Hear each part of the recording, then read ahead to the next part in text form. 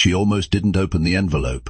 It had been sitting on the kitchen counter for 11 days, tucked beneath a fruit bowl, half hidden under a grocery receipt, as if the house itself was trying to keep it from her. The return address was from a design school in London, a school she had applied to on a quiet Tuesday night in October, after everyone else had gone to sleep, sitting alone at the kitchen table with a cold cup of tea and a feeling she couldn't name.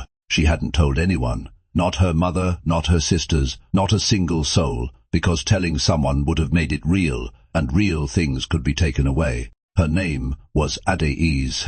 She was 34 years old, and she had spent the last 12 years making sure everyone else was okay. It started the way these things always do, not with a dramatic sacrifice, but with a quiet one. She was 22 when her father had the stroke. She had just finished her second year of university, studying architecture, drawing buildings in the margins of her notebooks, dreaming in blueprints. But the hospital bills didn't care about her dreams.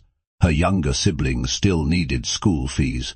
Her mother, who had never driven a car and spoke English with a trembling uncertainty, needed someone to navigate the appointments and the forms and the phone calls that never seemed to end. So Adaeze navigated. She deferred her enrollment. Just 1 year, she told herself. 1 year became 22, 2 became a decade. She got a job at a print shop. She was good at it. Her eye for detail, the same eye that used to design imaginary skylines, now caught misaligned margins and color errors that others missed. She got promoted, she sent money home. She smiled at Christmas and told her cousins she was happy, and sometimes for whole stretches of a Tuesday or a Thursday she almost believed it. But there are things you bury that never quite stay buried. It was her youngest sister's wedding that undid her.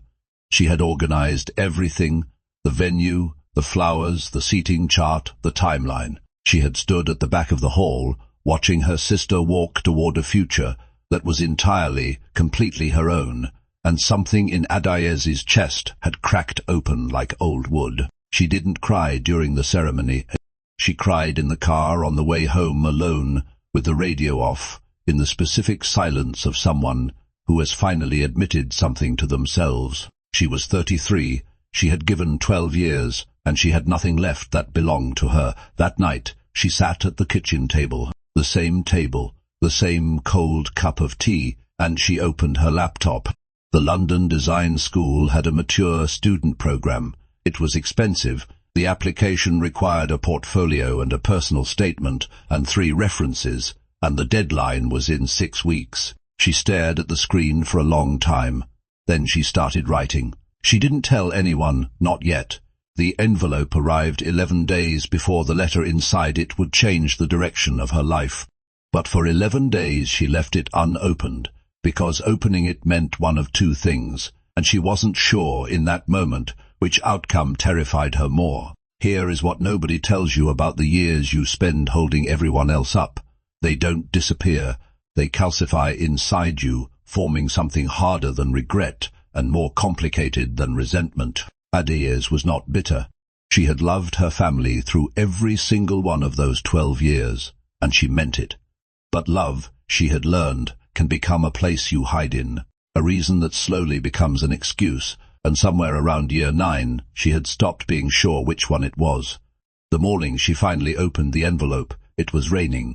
Not a dramatic storm, just the quiet, grey, relentless English drizzle that makes everything look like it is thinking. She stood at the counter, still in her work clothes from the night before, and she tore the flap with one clean motion, the way you pull off a bandage when you've waited long enough. She read the first line. She read it again. Then she sat down on the kitchen floor, not because her legs gave way, but because she needed to be lower than the moment, needed to feel the cold tile beneath her, needed to be anchored to something solid while everything above her rearranged itself. She had been accepted. She called her mother first. She had rehearsed it differently, had imagined explaining, justifying, asking for permission she no longer needed to ask for. But when her mother picked up, Adaeze found she didn't have a speech. She just said, "Mum, I am going back to school." There was a silence on the line. Then her mother said, in Igbo, something that translates roughly, as I wondered when you would remember yourself. She started in September. She was the oldest student in her cohort by 7 years, and the most prepared by a decade. She sat in studios that smelled like pencil, shavings and solvent, drawing buildings again, and sometimes she had to press her lips together to keep from laughing at the sheer improbable fact of it, that she was here, that she had made it back, that the version of herself at 22 who had quietly folded her dreams and put them in a drawer had not, as it turned out, thrown them away. She graduated 2 years later on a morning, so bright it was almost rude.